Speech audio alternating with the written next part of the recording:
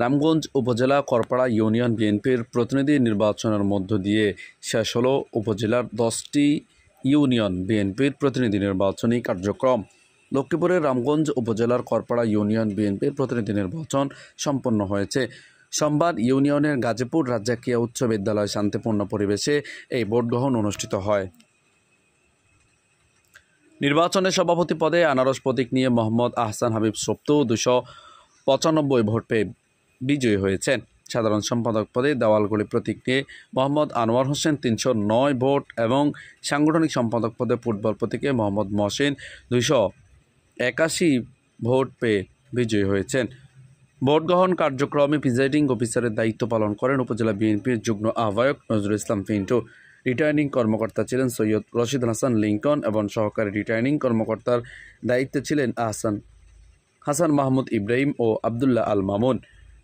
নির্বাচন উপলক্ষে উপস্থিত ছিলেন 12 দলীয় জোটের মুখপাত্র শাহাদাত হোসেন সেলিম, উপজেলা বিএনপির আহ্বায়ক মোজাম্মেল হক মজু, সাবেক সিনিয়র সহসভাপতি শাহাবুদ্দিন তুর্কি, কেন্দ্রীয় যুবদলের সাবেক সহসভাপতি ইমাম হোসেন, সাবেক উপজেলা বিএনপির সাধারণ সম্পাদক বিপি আব্দুর রহিম, উপজেলা বিএনপির সিনিয়র যুগ্ম আহ্বায়ক মনোয়ার হোসেন সহ উপজেলা বিএনপির সাবেক সিনিয়র যুগ্ম সাধারণ সম্পাদক মহিবুর রহমান পাটোয়ারি সহ আরও অনেকে। এছাড়াও উপস্থিত ছিলেন উপজেলা যুবদলের অন্যতম সদস্য মাইনুদ্দিন, করপাড়া ইউনিয়ন যুবদলের সাধারণ সম্পাদক কাউসার হামিদ সহ অঙ্গ সহযোগী সংগঠনের অসংখ্য নেতাকর্মী। বিজয়ী ঘোষণার পর নবনির্বাচিত প্রার্থীরা গাজীপুর, শ্যামপুর সহ আশপাশের বাজারে আনন্দ মিছিল বের করেন। পরে তারা নেতাকর্মী, সমর্থক ও ব্যবসায়ীদের সাথে সৌজন্য সাক্ষাৎ করে কৃতজ্ঞতা প্রকাশ করেন। পারভেজ হোসেন, আমার টিভি।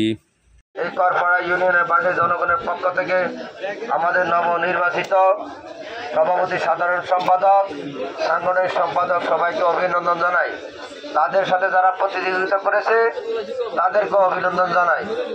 একটা কথা বলতে হবে, বিগত ফ্যাসিস্ট আমলে 17 বছর পরে আমাদের নেতা তারেক রহমান তৃণমূল পর্যায়ে গণতন্ত্র পুনঃপ্রতিষ্ঠা করার জন্য গণতান্ত্রিকভাবে আমাদের বিএনপি নেতা নির্বাচন করার জন্য ওয়ার্ড, ইউনিয়ন, উপজেলা এবং জেলা পর্যন্ত গণতান্ত্রিকভাবে নির্বাচনের মাধ্যমে নেতা নির্বাচনের সিদ্ধান্ত দিয়েছে।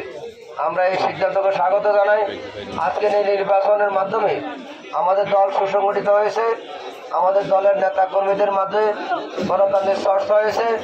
আমি মনে করি আগামী জাতীয় সংসদ নির্বাচনে আমাদের সকলে ঐক্যবদ্ধভাবে আমাদের বিএনপির নেতা, বিএনপির ভারপ্রাপ্ত চেয়ারম্যান জনাব তারেক রহমানের হাতকে শক্তিশালী করতে হবে এবং আমাদের নেত্রী বেগম খালেদা জিয়ার হাতকে শক্তিশালী করতে হবে।